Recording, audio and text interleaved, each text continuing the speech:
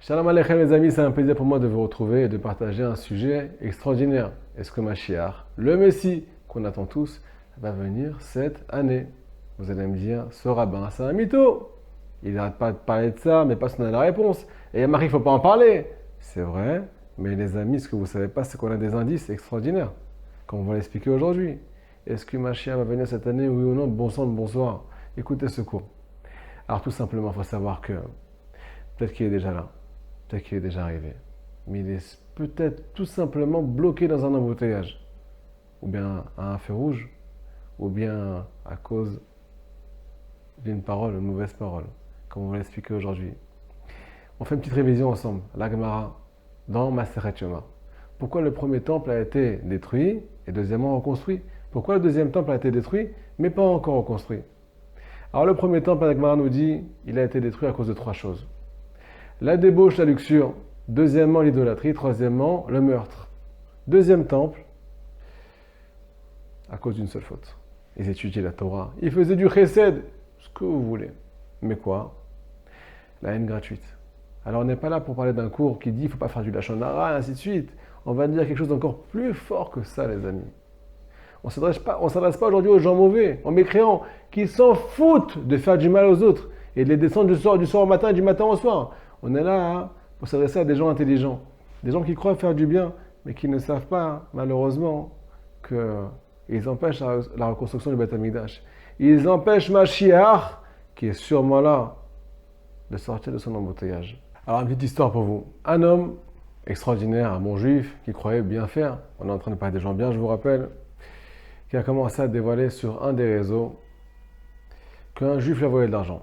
Et il commence à mettre tout le monde en garde, bien entendu, parce qu'il a le cœur sur la main. Il pense à tout le monde en bataille, mais ce qui ne sait pas, c'est que quand il a commencé à parler, il a fait 2 millions de vues. 2 millions de vues extraordinaires. Moi, j'arrive pas à en faire 500. Lui, en a fait 2 millions. Il s'est éclaté à bataille. Je ne vous raconte pas le nombre de partages. Il a commencé à diffuser le nom d'une personne qui lui a volé de l'argent. Là-bas, sur ce réseau, il y a une tonne de non-juifs, de gens qui sont non-juifs. Donc, premièrement, je vous dis pas ce qui se passe. Catastrophe Rabotai. Chilul Hashem. Le nom de Dieu est profané. Pourquoi? Parce qu'il y a un juif qui parle sur un autre juif devant des goïms. Le peuple d'Israël est complètement séparé. Ils font de la médisance l'un sur l'autre. Ce que ne savait pas cette personne-là, il croyait bien faire. Mais Rabotai, nous on a des halachot, on a des lois. Il y a un livre qui s'appelle Shmirat Halachon, du Rav Chaim, qui explique en long en large ce qui est permis de dire et ce qui est interdit de dire.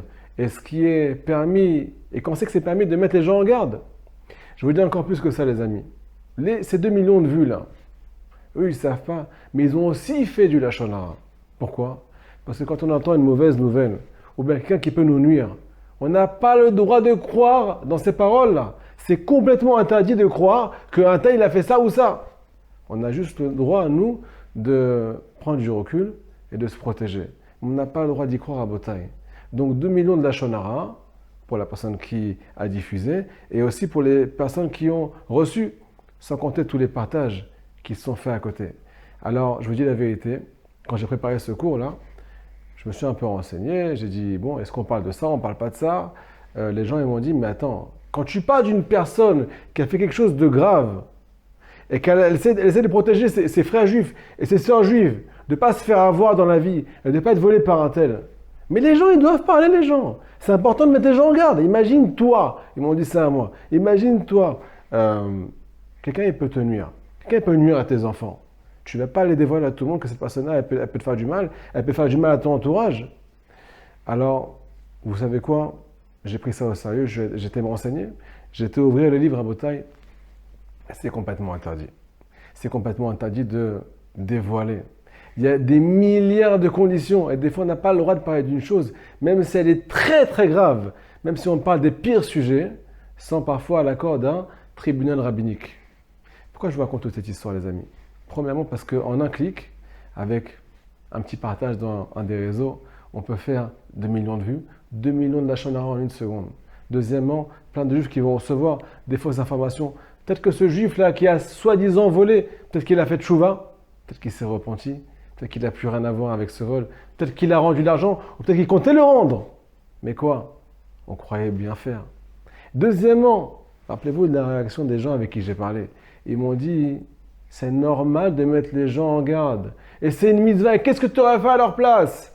Eh bien, Rabotai, ils croyaient bien faire ces gens-là. Ils croient que c'est permis de parler. Alors tout le monde croit que c'est permis de faire du bien. Mais ce qu'on ne sait pas, c'est que cette vérité-là, elle ne s'appelle pas vérité. Parce que dans la Torah, la vérité, définition, construction. Construction du peuple juif. Deuxièmement, construction du Beth Amikdash. Mensonge égale vérité qui détruit l'humanité, qui détruit les liens dans le peuple d'Israël. Alors on est arrivé où, les amis? Nous dit le Chavetz Chaim, pourquoi les pauvres juifs, pourquoi l'armée d'Israël, il n'a pas le Beth Amikdash? Parce qu'il croit bien faire, parce qu'il ne sait pas que ce qu'il fait, c'est la haine gratuite et du Lachon Hara. Chacun veut se protéger. Madame, elle parle de son mari sur WhatsApp à sa copine. Ouais, il me fait du mal, il n'est pas sympa avec moi. Pourquoi tu as besoin de dévoiler ta vie privée? Tu as le droit d'avoir une seule confidente. On a le droit de dévoiler à une seule personne quand on a mal au cœur. C'est la seule permission qu'on a, nous les juifs. On n'a pas le droit de salir quelqu'un, même si c'est notre mari, même si c'est notre femme, même si c'est nos meilleurs amis. On n'a pas le droit de parler du mal des juifs. Hachem, il déteste ça, Rabotai. Je vais vous dévoiler maintenant une petite histoire. Oh, Hachem Irachem, toutes nos prières, toute notre Torah, il y a beaucoup de Torah dans l'âme d'Israël dernièrement. Il y a beaucoup de diffusion, beaucoup de personnes qui pleurent et qui attendent Mashiach.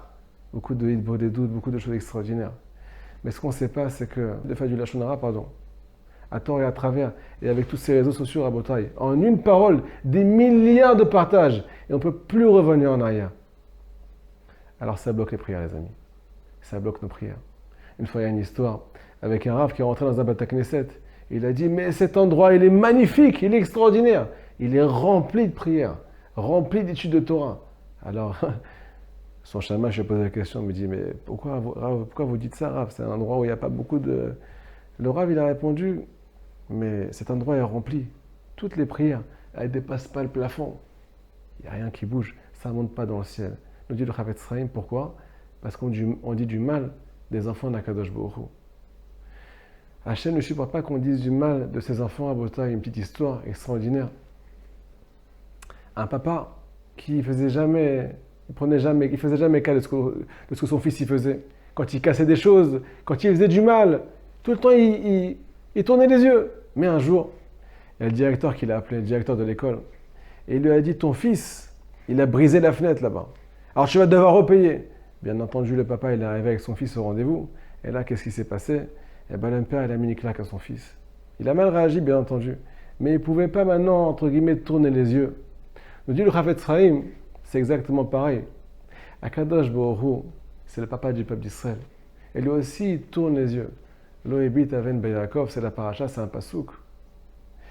Hachem ne regarde pas les fautes du peuple d'Israël. Rabotai, Hachem ne regarde pas nos fautes. Il ne veut pas regarder ce que tu fais de mal dans ta vie. Sauf que quoi? Quand tu viens dévoiler que ton prochain a fait du mal, qu'il a volé, qu'il ne se comporte pas comme il faut. Alors, entre guillemets, tu prends le rôle du directeur. Tu convoques Akadosh Baruch Hu et son enfant, son fils ou bien sa fille. Et là, Hachem, nous dit le Chavetz Chaim, il ne peut plus tourner les yeux. Et il est obligé de sanctionner. C'est la première chose. Deuxièmement, comme on vient de le dire, les prières sont bloquées, les amis. Alors on va arrêter de prier pour des choses qui ne nous aident pas. On va arrêter de faire du bien qui fait du mal. On va arrêter de dire du mal des juifs sur les réseaux. Arrêtez de croire que c'est du bien, c'est pas bien. Dire la vérité, c'est destructeur quand on parle d'un autre juif. On a besoin de beaucoup de conditions pour pouvoir dévoiler quelqu'un qui fait du mal et quelqu'un qui peut nuire aux autres. Alors concrètement, qu'est-ce qu'on peut faire, les amis? Premièrement, quand on voit une publication pareille, ou bien quand on reçoit un petit WhatsApp bien croustillant avec un bon Lachon Hara qu'on a envie de faire passer à tout le monde, premièrement, on met un pouce vers le bas pour faire comprendre à la personne qui diffuse qu'on n'est pas intéressé. Si tout le monde lui montre qu'on n'a plus envie d'entendre ces paroles-là, eh bien ces personnes-là, ils vont se lasser, ils vont avoir honte d'eux. Et faites passer ce cours, faites passer l'information que la vérité, elle peut parfois détruire, même si on veut faire du bien à Botaï. C'est ça qui peut empêcher la venue du Mashiach. Deuxièmement, si jamais Chas v'Shalom, vous êtes concerné et vous avez fait passer des mauvaises choses, ça peut arriver à tout le monde, Rabotai. Il y a une réparation. Faites l'inverse. Faites passer du bien. Ouvrez des groupes, ouvrez des chaînes de ce qu'on appelle Shmirat HaLashon. Il y a 24 heures dans une journée. Si vous prenez 24 personnes dans un seul groupe, chacun prend 1 heure sur lui dans la journée où il ne dit pas de la Shonara. C'est facile à bataille. C'est que 1 heure. Où on se retient de dire du mal des enfants d'Akadosh Baruch Hu. Alors là, ça va purifier l'air. Tous nos prières vont passer à bataille. Des prières qui sont peut-être bloquées depuis des milliers d'années. Elles vont rejoindre le ciel. Imaginez-vous le bruit que ça va faire. Imaginez-vous ce que ça va faire à bataille. Le Beth Amikdash va nous tomber sur la tête, les amis. Deuxièmement, étudiez, si vous voulez, 1 ou 2 lois du Lachon Hara par jour. C'est une très grande ségoula, les gens qui ont des difficultés, qui ont des problèmes dans leur vie, les enfants qui ne sont pas mariés, les enfants qui sont dans un mauvais état de santé. À bataille, on peut tous guérir de tout ce qu'on désire grâce à cette ségoula. Étudiez 1 ou 2 halachot par jour du Chafetz Chaim. Attachez, faites passer ce cours, commentez, likez. On attend vos commentaires. Chazak U'Baruch.